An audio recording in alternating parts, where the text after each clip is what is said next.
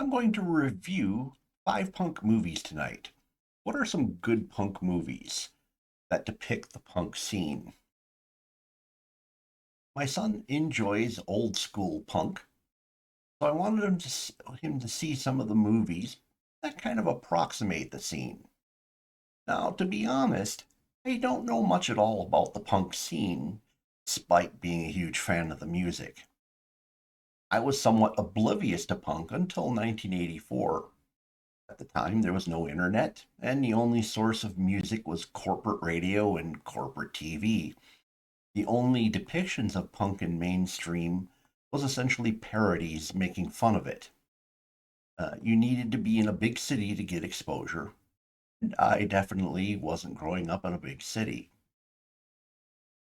In 1984, I was in the Air Force and working in Denver. I had a roommate that I wanted to antagonize, and my friend Rich gave me a copied cassette tape to do the trick. I heard punk for the first time and I was hooked. I went to hole in the wall record stores full of obscure sounding groups, and I became a punk without ever really getting a chance to see the punk scene itself. Now, I'm avoiding movies like the class of 1984, Return of the Living Dead, and the various trauma movies, as these movies seem more to appropriate the punk aesthetic in order to make gang thuggery seem more menacing, rather than being an actual depiction of what the punk scene may have looked like. Now, a great movie to get the feel of things is Sid and Nancy. This movie centers on Sid Vicious and his girlfriend Nancy. This is a loose biopic portrayed as a black comedy. John Linden, also known as Johnny Rotten, and the depiction of this movie. So take its historical accuracy with a grain of salt. Because Sid's rise to notoriety comes as he joins the Sex Pistols. A good part of the staging occurs around events of the Sex Pistols.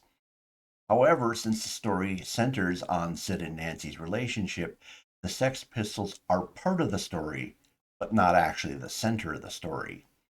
My son and I watched this movie recently, and truly the acting is phenomenal. Gary Oldman plays Sid Vicious in one of his early roles. His power as an actor is obvious even in this early in his career. Chloe Webb knocks it out of the park as Nancy. Andrew Schofield makes a great Johnny Rotten. The acting is very good all the way through. The comedic elements still work. The darker nature of the film is told in a way that's more entertaining than depressing, but there are some depressing elements. Um, there are points in the movie where real, legitimate world events are in progress, and then suddenly the scene turns surreal. This can be a little bit disconcerting since this isn't happening throughout the film. All in all, I believe the movie is a good view into the British punk scene and will give you a few starting points for learning about the Sex Pistols. The movie features Sex Pistols performances and some of Sid's solo work. Another movie is Rude Boy. This movie features The Clash. It's part fictional story, part rock documentary. The story follows the exploits of a rude boy who ends up working as a Clash roadie. The rude boy culture is essentially young men who live on welfare in England. The story of the roadie is more of a story of the culture of the lower class, which was the source of a lot of the angst that brought punk forth there. The movie is intercut with a lot of Clash stage performances.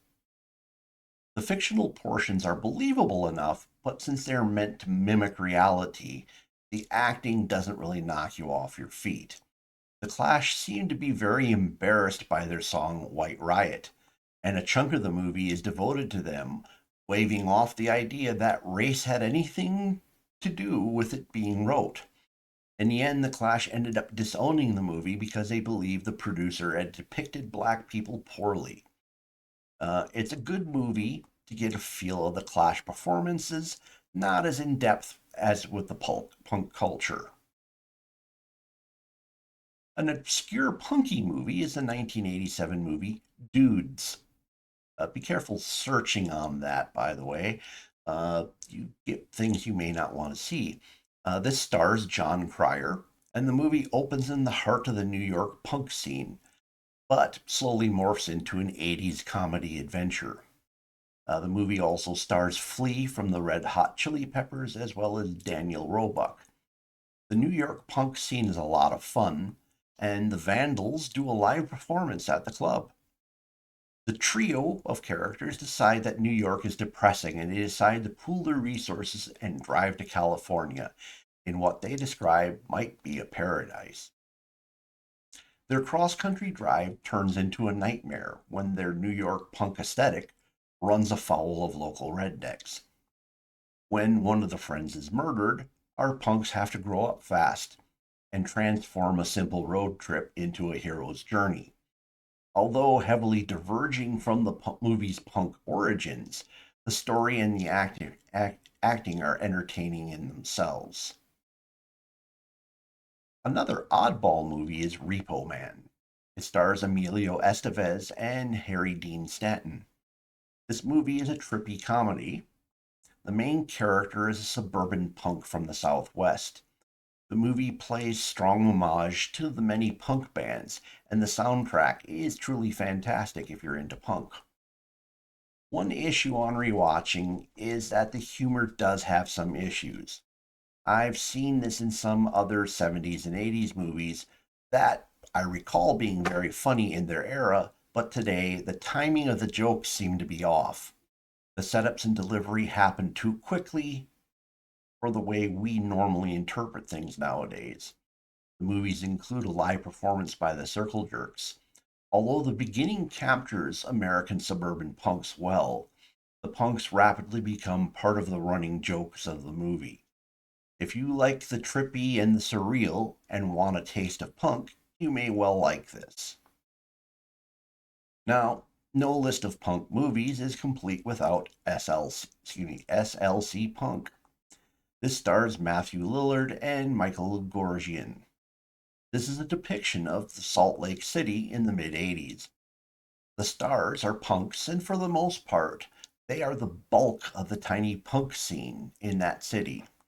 Their adventures are humorous and entertaining. The acting is excellent. The movie sticks with the punk scene throughout and treats it as a legitimate thing. The movie ends on a more somber note, and the main character realizes that the punk scene isn't a place a person can live forever.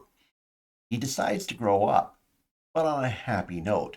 He plans on infiltrating the real world and bringing anarchy to the inside. So, which of these movies have you seen? Discuss below. Is there any movies you think I missed? Is there anything you want to add to these movies? Do you consider them great representations of punk or not so much? Please smash the like button. If the YouTube algorithm has brought you here and you're not a regular subscriber, consider subscribing. I get into a lot of different things. And if you know somebody who might find this interesting, please share it with them. Thank you for spending time with me this evening. Hope to see you again in a future video.